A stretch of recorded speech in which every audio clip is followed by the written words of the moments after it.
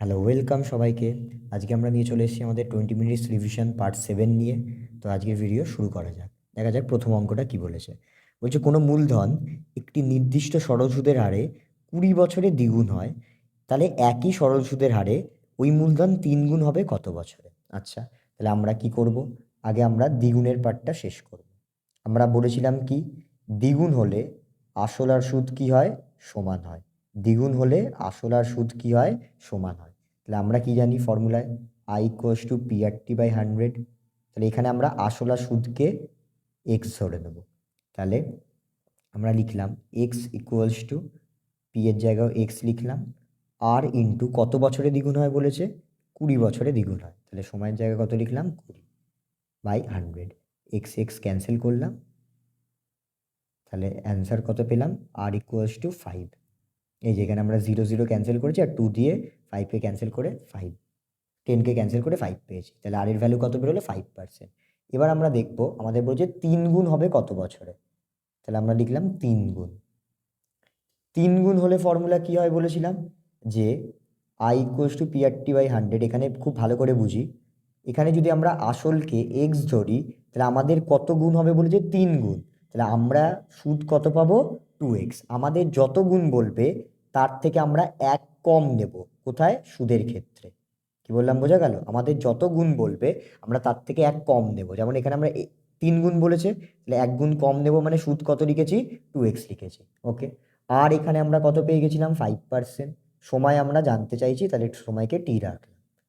তাহলে এটাকে যদি আমরা ক্যান্সেল করি, তাহলে 5 দিয়ে এটাকে কাটলে হচ্ছে 20। তাহলে টি ইকুয়ালস টু 20 আর 2 কি হয়ে যাবে? মাল্টিপ্লাই হয়ে যাবে। তাহলে অ্যান্সার কত হয়ে যাবে? 40। অ্যান্সার কত হয়ে গেল? 40। দেখে নিই আমরা কত নম্বর অপশানে আছে। Option C. তাহলে প্রথম অপশান কত হয়ে গেল? সি। ঠিক আছে, চলে আসি পরের অঙ্কে।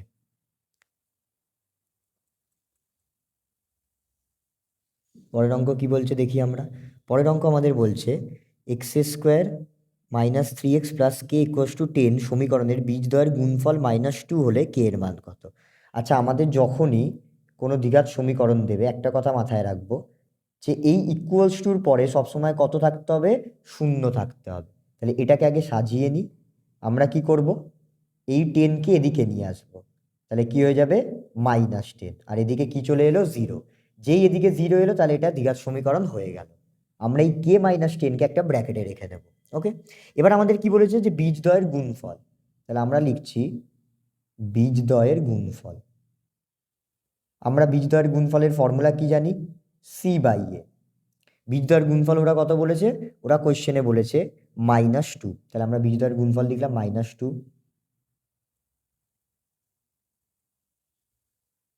সমান সমান সি কোনটা? সি হচ্ছে যার সাথে এক্স নেই, সমীকরণটির ধ্রুবক পদ। তাহলে সি কোনটা? কে -10 পুরোটা হচ্ছে সি। আর এ কোনটা? এক্স স্কোয়ারের সহগ। এক্স স্কোয়ারের আগে কিছু নেই, মানে কত আছে? 1 আছে।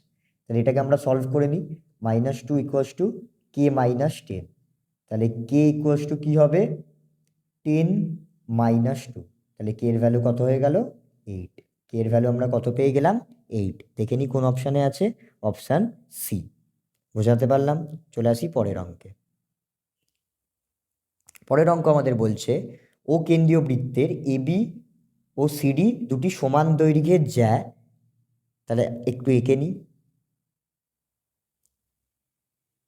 আমরা ধরলাম এটা এবি আর এটা হচ্ছে সিডি। এবি আর সিডি সমান দৈর্ঘ্যের জ্যা, মানে এর যা দৈর্ঘ্য এরও তাই দৈর্ঘ্য। ও থেকে এবির দূরত্ব, আচ্ছা, তাহলে এখানে আমরা কেন্দ্র নিলাম ও। তাহলে ও থেকে এবির দূরত্ব আমাকে কত বলেছে? ও থেকে এবির দূরত্ব আমাদের বলছে 4 সেমি। তাহলে ও থেকে সিডির দূরত্ব কত? এটা আমাদের বার করতে বলছে। ঠিক আছে, তাহলে একটা কথা মাথায় রাখবো এই অঙ্কটা করার জন্য, যে বৃত্তের সমান দুটি জ্যা, এই লাইনটা মনে রাখবো, তাহলেই অঙ্কটা হয়ে যাবে। কেন্দ্র থেকে সমান দুটি জ্যা কেন্দ্র থেকে সমদূরবর্তী। মানে কি? মানে হচ্ছে দুটো যদি সমান জ্যা হয় তারা কেন্দ্র থেকে সমান দূরে অবস্থিত। মানে এইখান থেকে এটা যদি 4 সেমি হয়, তাহলে এখান থেকে এটাও কত হবে? 4 সেমি হবে। তাহলে উত্তর কত হয়ে গেল? 4 সেমি। কি বললাম বোঝাতে পারলাম? বৃত্তের সমান দুটি জ্যা কেন্দ্র থেকে কি হয়? সমদূরবর্তী হয়, মানে ও থেকে এবি জ্যায়ের দূরত্ব যা, ও থেকে সিডি জ্যায়ের দূরত্ব তাই হবে। তাহলে ও থেকে এবি জ্যায়ের দূরত্ব যদি হয় 4 সেমি, তাহলে ও থেকে সিডি জ্যায়ের দূরত্ব কত হবে? 4 সেমি। ঠিক আছে, খুব সিম্পলভাবে এটা করে দিলাম, কারণ 1 নম্বরের জন্য আমাদের টাইমটা বাঁচিয়ে কিন্তু অঙ্ক করতে হবে। ঠিক আছে, এই লাইনটা মনে রাখলে অঙ্ক খুব তাড়াতাড়ি হয়ে যাবে। তাহলে এটার উত্তর হলো কত? 4 সেমি। ওকে, পরে বলছি একটি ঘনকের পার্শ্বতলের ক্ষেত্রফল 256 বর্গমিটার হলে ঘনকটির আয়তন কত? তাহলে ঘনকের পার্শ্বতলের ক্ষেত্রফলের ফর্মুলা কি? আমরা জানি 4a স্কোয়ার। পার্শ্বতলের ক্ষেত্রফল কি হয়? 4a square. কেন? কারণ পার্শ্বতল কটা হয়? 4টে, আর সমগ্র তল কটা হয়? 6টা। ঠিক আছে, তাই জন্য সমগ্র তলের ক্ষেত্রফলের ফর্মুলা হয় 6a স্কোয়ার, আর পার্শ্বতলের ক্ষেত্রফলের ফর্মুলা হয় 4a স্কোয়ার। তাহলে পার্শ্বতল আমরা কি জানি? 4a square. এটা সমান সমান, ওরা কত বলেছে? ওরা কোয়েশ্চেনে বলেছে 256। তাহলে আমরা লিখলাম 4a স্কোয়ার ইকুয়ালস টু 256। তাহলে 4 দিয়ে এটাকে ক্যান্সেল করলে কত হবে? 64। তাহলে a ইকুয়ালস টু কত হয়ে যাবে? 8। তাহলে এর ভ্যালু আমরা কত পেয়ে গেলাম? 8। এবার আমাদের কি বার করতে বলেছে? আয়তন। আয়তনের ফর্মুলা কি? a cube. তাহলে 8-এর কিউব, তাহলে অ্যান্সার কত আসবে? 512 মিটার কিউব বা ঘনমিটার। তাহলে অ্যান্সার কত আছে আমাদের? অপশান নাম্বার দেখে নিই আমরা। অপশান হচ্ছে ডি, 512 ঘনমিটার। ঠিক আছে, চলে আসি পরের অঙ্কে। পরের অঙ্ক দেখি আমরা কি বলেছে। পরের অঙ্ক বলছে tan alpha plus cot alpha 2 হলে tan to the power 25 alpha plus cot to the power 25 আলফার মান কত? এই অঙ্ক অনেকবার রিপিট হয়েছে, আমি আবার বলে দিই। Tan alpha plus cot alpha equals to 2। ঠিক আছে, এবং আমাকে বার কি করতে বলছে? Tan 25 alpha plus cot 25 alpha. একটা জিনিস ভালো করে বুঝে নেব, আমরা দেখব যে এই দুটো কি একে অপরের অনন্যক, মানে উল্টো কি? হ্যাঁ। এবং এখানেও কি সেম জিনিস দেওয়া আছে? হ্যাঁ। তাহলে এর উত্তর না কত হয়? আমরা দেখেও এসছি 2 হয়। ঠিক আছে, এর উত্তর কি হবে? 2 হবে। যদি কারোর কাছে সময় না থাকে, সে কিন্তু এটা 1 + 1 2 লিখে চলে আসতে পারে, যদি সময় তার হাতে একান্তই না থাকে। কারণ কোশ্চেনটা আমার উত্তর লিখলে 1 নম্বর দেবে, তাই জন্য ছেড়ে আসার থেকে আমি মনে করি অন্ততপক্ষে উত্তরটা লিখে এলে 2 হবে। কখন হবে? যখন দেখব এটা আর এটা উল্টো আছে এবং এখানেও সেম জিনিস দেওয়া আছে কিনা। ঠিক আছে, এবার আমরা অঙ্কটা একটু করে প্রমাণ করি। তাহলে আমরা কি জানি? যে কট মানে 1/tan। তাহলে এখানে যদি আমরা লসাগু করি, লসাগু কত হয়ে যাবে? ট্যান আলফা লসাগু হয়ে যাবে, এখানে হবে ট্যান স্কোয়ার আলফা প্লাস 1 এটা ওদিকে চলে গেল, মাল্টিপ্লাই হয়ে যাবে। তাহলে হলো tan square alpha plus 1 equals to 2 tan alpha. Next আমরা কি করব? এই 2 ট্যান আলফাকে এদিকে নিয়ে আসবো, তাহলে মাইনাস 2 ট্যান আলফা প্লাস 1। তাহলে এটা কার formula? A square minus 2ab plus B square, এটা হচ্ছে এ মাইনাস বি হোল স্কোয়ারের ফর্মুলা। তাহলে এটাকে আমরা আরও সলভ করব, স্কোয়ারটা ওদিকে চলে গেলে 0 রুট করলে 0ই হয়। তাহলে tan alpha minus 1 equals to 0, সুতরাং ট্যান আলফার মান কত পেয়ে যাব আমরা? 1। এবার ট্যান আলফা যদি 1 হয়, তাহলে কট আলফা কত হবে? কট হচ্ছে ট্যানের উল্টো, আমরা আগেই বলেছিলাম। তাহলে কটও কত হবে? 1 হয়ে যাবে। তার মানে ট্যান আলফার মান কত পেয়ে যাব আমরা? 1। আর কট আলফার মানও কত পেয়ে যাব? 1। তাহলে এখানে আমরা পুট করে দেবো যে 1-এর মাথায় ট্যান আলফার জায়গায় 1 লিখেছি, 1-এর পাওয়ারে 25, এখানেও 25। তাহলে অ্যান্সার কত আসবে? 2 চলে আসবে। কি বললাম বোঝা গেল? যদি কারোর মনে হয় যে তার কাছে সময় নেই, সে কিন্তু এই অঙ্কটা শুধু ওইটুকু করেও চলে আসতে পারে। ঠিক আছে, আমি তাও বলবো যে সবাই চেষ্টা করো পরিষ্কার করে অঙ্ক করে আসার, কিন্তু যদি সময় না থাকে তো সে ওইভাবেও করে আসতে পারে। ঠিক আছে, চলে আসি পরের অঙ্কে। পরের অঙ্কটা আমাদের কি বলছে? তাহলে এর অপশান আমরা দিয়ে দিই সি। তাহলে পরের অঙ্ক বলছে 6 7 x 8 y 14। তাহলে আমাদের গড় বার করতে বলছে। গড় মানে আমরা কি জানি? যা যা সংখ্যা দেবে সব কটাকে আগে যোগ করে দেব। তাহলে আমি যোগ দিয়ে লিখলাম, ডিভাইড করব, কতগুলো সংখ্যা আছে? 1 2 3 4 5 6, তাহলে 6। গড় আমাকে কত বলেছে? 10 বলেছে। এই যে গড় আমাদের কত বলছে? 10 বলছে, তাহলে আমরা এখানে লিখে দিলাম 10। ওকে, পরের লাইনে আমরা কি করব?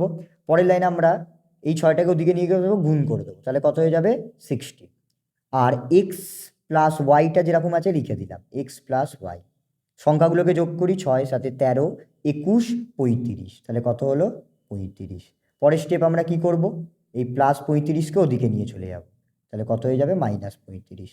তাহলে অ্যান্সার কত হয়ে গেল আমাদের 25। তাহলে x + y কত হয়ে যাবে 25। এই অঙ্ক অনেকবার করিয়ে দেওয়া আছে, ঠিক আছে, সবাই ভালো করে একটুখানি দেখে নিও। তাহলে x + y এর মান কত হয়ে যাবে 25, অপশান বি, এটা হচ্ছে কারেক্ট অপশান। ওকে, চলে আসি এবার আমরা শূন্যস্থানে। দেখি শূন্যস্থানে প্রথম অঙ্কটা কি বলছে। শূন্যস্থানে প্রথম অঙ্ক বলছে একটি ব্যবসায় এ ও বি এর মূলধনের অনুপাত 3:5, এ মোট লাভের 60 টাকা পেলে বি কত পায়। আচ্ছা, এটাকে সব থেকে করার সিম্পল পদ্ধতি কি, যে এর মূলধন, আচ্ছা এ বলেছে মনে হয় 60 টাকা লাভ, আচ্ছা এ এর লাভ ডিভাইডেড বাই বি এর লাভ ইকুয়ালস টু, আমরা কি জানি লাভের অনুপাত ইকুয়ালস টু কি হয়, মূলধনের অনুপাত। আমরা কিন্তু জানি যে লাভের অনুপাত ইকুয়ালস টু কি হয়, মূলধনের অনুপাত। তাহলে এ এর মূলধন ডিভাইডেড বাই বি এর মূলধন লিখতে পারি।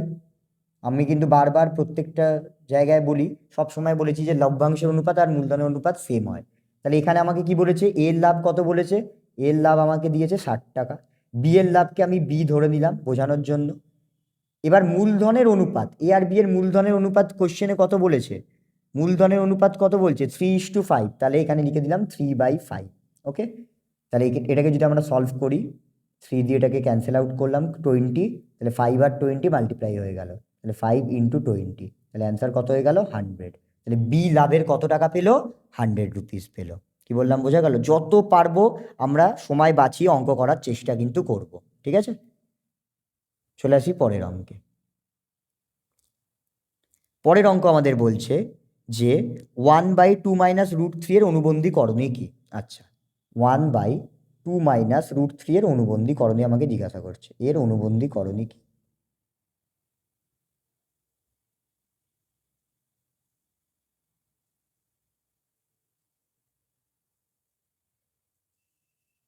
অনুবন্ধী করণীয় কি, ঠিক আছে। তাহলে আগে আমরা এটাকে একটু সলভ করে নেব। কিভাবে সলভ করব, করণীয় নিরসন করব। তাহলে নিচে আছে 2 - √3, তাহলে এর অপোজিট সাইন মানে 2 + √3 দিয়ে নিচেও গুণ করব, আবার ওপরেও গুণ করব, ঠিক আছে।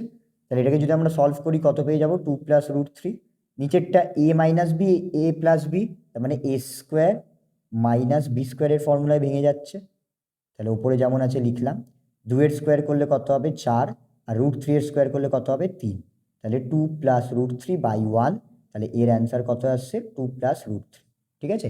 এর অনুবন্ধী করণীয় কি হবে, এটা তো আমরা শুধু সলভ করলাম, তাহলে 2 + √3 এর অনুবন্ধী করণীয় কি হবে। আমি বারবার বলেছি অনুবন্ধী করণীয় মানে কি বলেছিলাম, শুধুমাত্র রুটের সাইনটা চেঞ্জ হবে। তাহলে এর অনুবন্ধী করণীয় কি হবে 2 - √3, এর অনুবন্ধী করণীয় কি হবে 2 - √3, ঠিক আছে। তাহলে এর অনুবন্ধী করণীয় কি হলো 2 - √3, তাহলে আমরা অ্যান্সারে লিখে দিলাম কত 2 - √3। এবার যদি এটাকে কেউ একটু কম সময় করতে চায়, সে কিভাবে করবে, সে দেখবে যে 1/, দিয়ে যেটা লেখা আছে, ভালো করে এখানে বুঝবো, 1/, দিয়ে যেটাই লেখা আছে সেটাই কিন্তু তার অনুবন্ধী করণীয় হয়ে যাবে। কেন, কারণ আমরা এটাকে সলভ করে কি পাবো, এটাকে সলভ করে আমরা শুধু সাইনটা চেঞ্জ হয়ে যাবে, 2 + √3 হয়ে যাবে। যারা জানে তারা কিন্তু এইভাবেই করে দেয়, যে 1/, আমি একটু শর্টকাট মেথড দেখিয়ে দিই, এটাকে সলভ করে তারা কিন্তু জানে নেবে কি হয়, শুধু সাইনটা চেঞ্জ হয়ে যায়। তাহলে এর অনুবন্ধী করণীয় তারা এইটুকু করে অঙ্ক শেষ করে দেয়, তাদেরও অ্যান্সার ঠিক বেরোয়, ঠিক আছে। তাই জন্য বললাম সবাইকে একটুখানি ট্যাকটিক্সগুলো অ্যাপ্লাই করো, টেকনিকগুলো ভালো করে জেনে নিও, তাহলে তোমাদের সময় অনেক বেঁচে যাবে পরীক্ষা, এবং তোমরা বড় কোশ্চেনগুলো পরিষ্কার করে খুব সুন্দর করে করতে পারবে, ঠিক আছে। কারণ বড় কোশ্চেনে তো কোনো শর্টকাট নেই, বড় কোশ্চেন আমাদের লিখেই করতে হবে যাতে আমরা ফুল মার্কস পাই। আচ্ছা, পরের কোশ্চেন কি বলেছে, দুটি ত্রিভুজ সদৃশ হবে যদি তাদের, এইখানে বলি দুটি ত্রিভুজ সদৃশ হবে কখন, যখন তাদের অনুরূপ বাহুগুলি সমানুপাতী হবে। অনুরূপ বাহুগুলি কি হবে, সমানুপাতী হবে।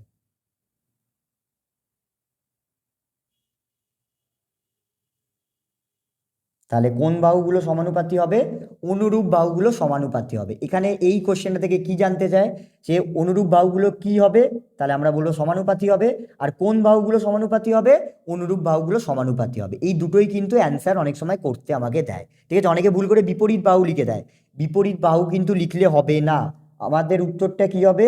অনুরূপ বাহু। বিপরীত আর অনুরূপের মধ্যে কিন্তু পার্থক্য আছে। তাহলে আমরা এখানে কি লিখব? অনুরূপ বাহু।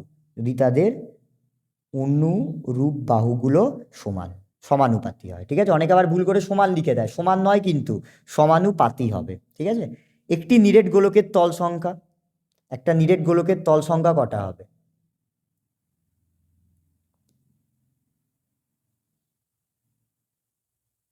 একটা নিরেট গোলকের তল সংখ্যা কটা হয়? একটা নিরেট গোলকের কিন্তু তল সংখ্যা একটি হয়। তল সংখ্যা কটা হয়? একটি তল সংখ্যা হয়। কেন? একটি হয় কি? বক্রতল। একটি কি তল থাকে? বক্রতল থাকে। ঠিক আছে, আঁকার কোনো দরকার নেই, এমনিও লিখে দিতে পারি। একটি কি তল থাকবে? বক্রতল। তাহলে মোট তল সংখ্যা কটা? একটি। ঠিক আছে, এবং সেটা কি রকম? বক্রতল। নেক্সট কোশ্চেন বলছে সূর্যের উন্নতি কোণ 45 ডিগ্রির ড্যাশ তখন একটি স্তম্ভের ছায়ার দৈর্ঘ্য স্তম্ভের উচ্চতা থেকে কম হয়। আচ্ছা, এটা বোঝার জন্য আমরা এঁকে নিই একবার। না এঁকেও করা যায়, আমি এঁকে আগে দেখিয়ে দিচ্ছি, তারপর বলছি। আমরা ধরলাম এরকম সূর্যের উন্নতি কোণ কত? আচ্ছা, আমি আরেকটু, সূর্যের উন্নতি কোণ 45 ডিগ্রি বলেছে। ঠিক আছে, এটা হচ্ছে স্তম্ভের দৈর্ঘ্য, এটা হচ্ছে ছায়ার দৈর্ঘ্য। তাহলে একটা কথা বলি, খুব ভালো করে বুঝি। যখন 45 হবে তখন আমরা কি জানি? যে এটা আর এটা সমান হয়। কেন? লম্ব আর ভূমি সমান, সমকোণী সমদ্বিবাহু ত্রিভুজ বলি আমরা তাকে। তাহলে 45 হলে তো লম্ব আর ভূমি সমান, মানে স্তম্ভের ছায়ার দৈর্ঘ্য আর স্তম্ভের দৈর্ঘ্য কি হবে? সমান হবে। এবার একটা কথা বুঝি, কোণটা আমাদের 45 থেকে যদি কোণটা এরকম হয়ে যায়, আমি ধরলাম কোণটা এরকম হলো, তাহলে এদিকে এলে কোণ কি হবে? বাড়বে, হ্যাঁ কি না? আমরা জানি যে কোণ যত এদিকে আসে তত কি হবে? বাড়বে। তাহলে এখন যদি 45 থেকে বেড়ে 60 হয়ে যায়, খুব ভালো করে দেখি, এখন যদি 45 থেকে বেড়ে 60 হয়ে যায়, তাহলে এখন ছায়ার দৈর্ঘ্য ওইটুখানি থাকবে, এইটুখানি থাকবে। আর আগে কতখানি ছিল? পুরোটা। তাহলে এখন ছায়ার দৈর্ঘ্য কি হবে? কমবে। এখন ছায়ার দৈর্ঘ্য কি হবে? কমবে। আগে ছিল পুরোটা, দেখে নি ভালো করে। যখন 45 ছিল তখন কি ছিল? পুরোটা ছিল। 45 যখন ছিল পুরোটা ছিল। আর যখন 60 হয়ে গেল তখন কিন্তু এই পোর্শনটা বাদ হয়ে গেল, তখন শুধুমাত্র এইটুকু আছে। তাহলে 45 ডিগ্রির থেকে বেশি হলে ছায়ার দৈর্ঘ্য কি হবে?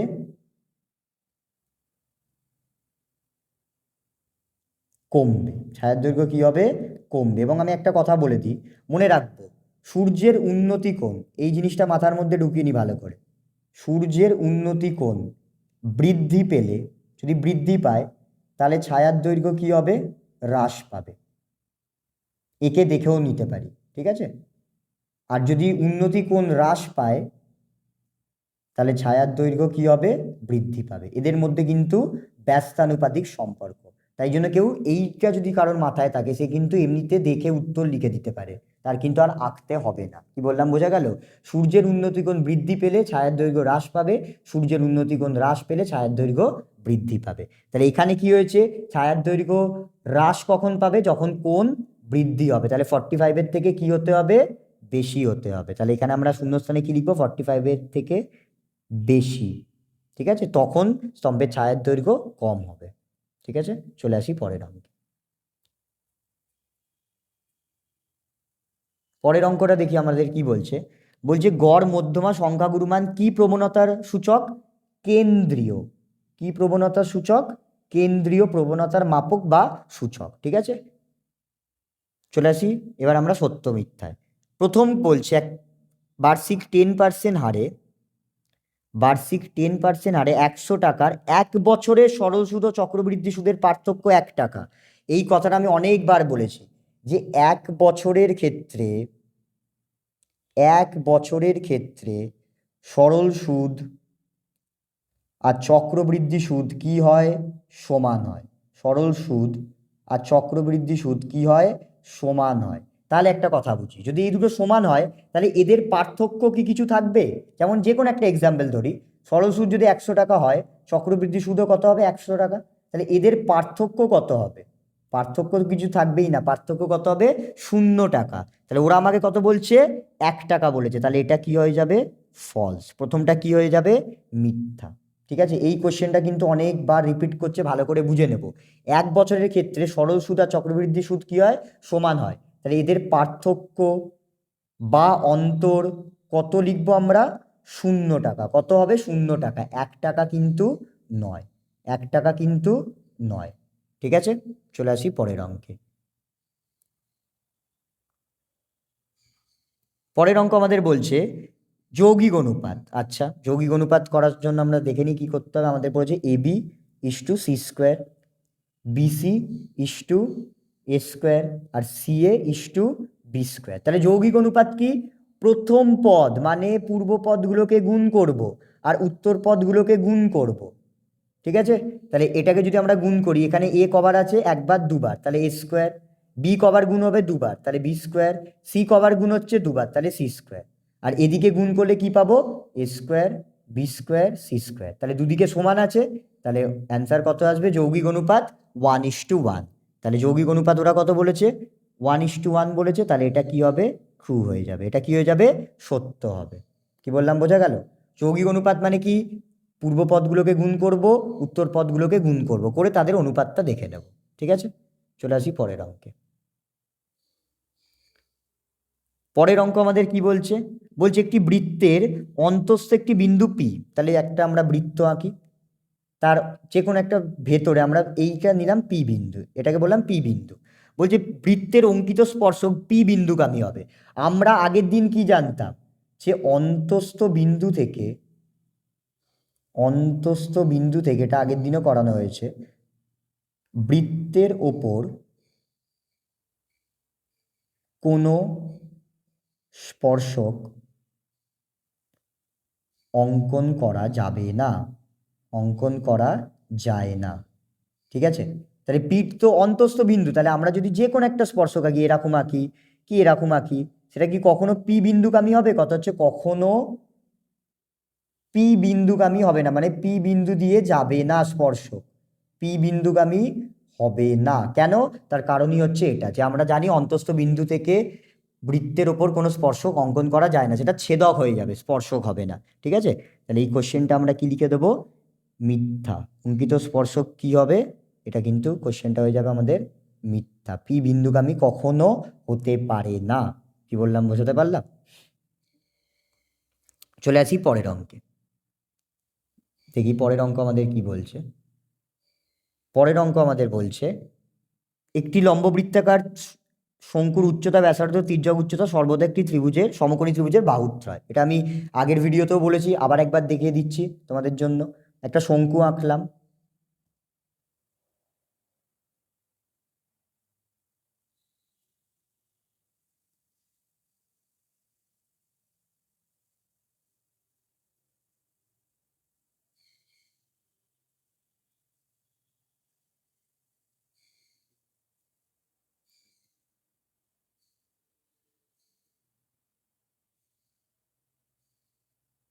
ঠিক আছে। আচ্ছা, তাহলে শঙ্কুর এটা কি? ভূমির ব্যাস। আমাদের কি কি বলেছে? আমাদের কোশ্চেনে দেখে নেবো আমরা কি কি বলেছে। ব্যাসার্ধ, উচ্চতা, তির্যক উচ্চতা, তাই এই তিনটে জিনিস আমরা শঙ্কুতে দেখাবো।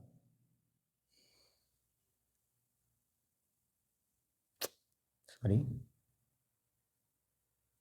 তাহলে এটা হচ্ছে ব্যাসার্ধ, এটা হচ্ছে উচ্চতা, আর এটাকে কি বলা হয়? তির্যক উচ্চতা। ঠিক আছে, এটা তো আমরা সবাই জানি শঙ্কুতে। এবার একটা জিনিস ভালো করে দেখি, এইটা তো 90 ডিগ্রি, তাহলে 90 ডিগ্রির অপোজিটটাকে আমরা কি বলি? তাহলে এটাকে সমকোণী ত্রিভুজের কি বলবো? অতিভুজ বলবো, একই না? কারণ এটা একটা সমকোণী ত্রিভুজ, যেহেতু 90 ডিগ্রি হয়েছে। তাহলে 90 ডিগ্রির সাথে এটাকে আমরা কি বলি? এটাকে আমরা ভূমি বলতে পারি বা লম্ব বলতে পারি। আমি এখানে এটাকে ভূমি বলছি, আর এটাকে আমরা কি বলছি? লম্ব বলছি। এটাকে সমকোণী ত্রিভুজের কি বলছি? লম্ব বলছি। তাহলে উচ্চতাটাই কি হয়ে গেছে? লম্ব। ভূমিটা কি হয়ে গেছে? ব্যাসার্ধ। আর তির্যক উচ্চতা কি হয়ে গেছে? অতিভুজ। তাহলে আমরা কি বলতে পারবো? যে এটা হচ্ছে সমকোণী ত্রিভুজের, এরা হচ্ছে সমকোণী ত্রিভুজের বাহুত্রয়, মানে তিনটে বাহু। এরা কি? সমকোণী ত্রিভুজের বাহুত্রয়। ঠিক আছে, তাহলে এটা কি হলো? সত্য হয়ে গেল। এটা আমরা কি লিখলাম? সত্য। চলে আসি পরের অঙ্কে। লাস্ট অঙ্ক আমাদের কি বলছে? না সরি, আরেকটা আছে। আচ্ছা, কস থিটা। আচ্ছা, আমরা লিখে নিই cos theta cos 0 degree sorry cos 0 degree into cos 1 degree into cos 2 degree into dot dot dot cos 90।